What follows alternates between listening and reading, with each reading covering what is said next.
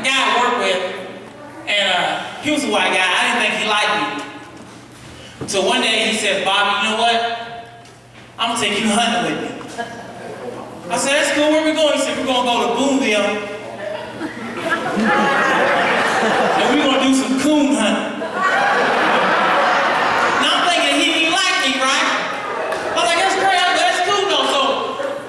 So he come out of the house about 5:15 in the afternoon. He come out of the house and picks me up. And we get to riding up there, we get going over these hills and down these valleys, on these gravel roads. And all of a sudden we came out this big white building that said, Boonville Coon Hunt Days. Bring your own coon.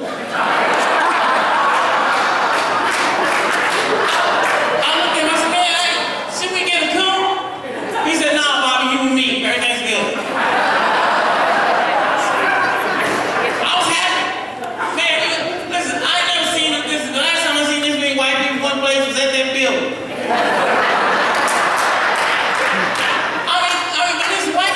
Because I came in, they let me sit at the table by myself. They fed me chicken and watermelon, Kool-Aid, all the good stuff, you know what I'm saying? So it's got darker. Once again, white people being nice. They let me go outside in this cage and they let their little dog sniff on me. We was having a good time playing frisbee and shit, and I didn't know what the dog was doing. And then as it really got dark, this big white guy kicks open the door and says, let the coon hunt begin. And they let me go first. Oh, we ran all over Boonville backwoods. We didn't see one coon because everywhere I went, the dogs went. Oh, it was terrible. It was terrible. But I must have won because they put me up on a pedestal and they gave me a rope-like necklace. The pedestal out from under my feet. I didn't never get all that. It was right. I'm serious. I am serious. How many of you are in love tonight? Make some noise.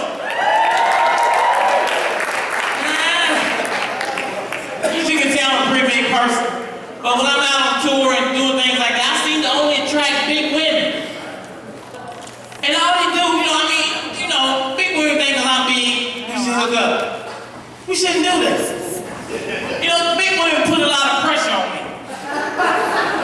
They want to do stuff that skinny couples do. Like hug from the front. You know what I'm saying? I had a girl come over, she told me, I want you to give me 12 inches of good meat. I said, we're going to have to do it 3 times.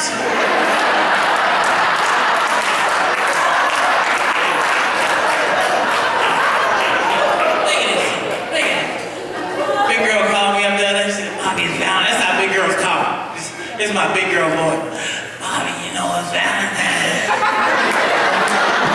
I said, yes, it is. I want you to come over to my house tonight and make me holler. So I went over there, took out my clothes and I fell on them. I got up and said, you let me know you want some more, Oh, I'm telling you, boy, I can't do it. That big girl tonight called me, said, what you gonna do? I said, I got a show tonight. She said, after the show, I want you to come over to my house because I got a little special teddy I bought. Well, before I came here, I went by a house. I went in there, she said, I'm gonna go try my teddy on for you. It was brown and had a little fur on it. When this bitch came out, she looked like Chewbacca.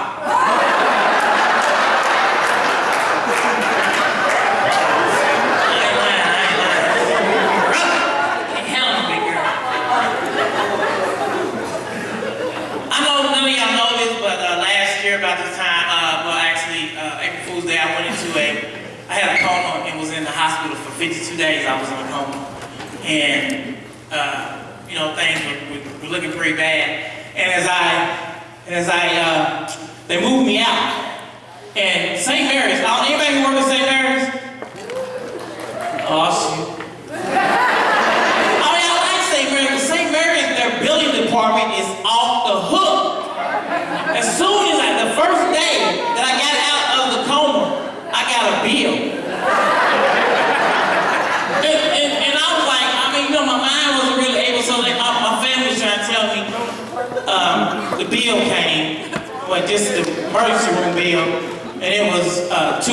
$16,000. That's what I said. I almost went back in the home. I said, shit.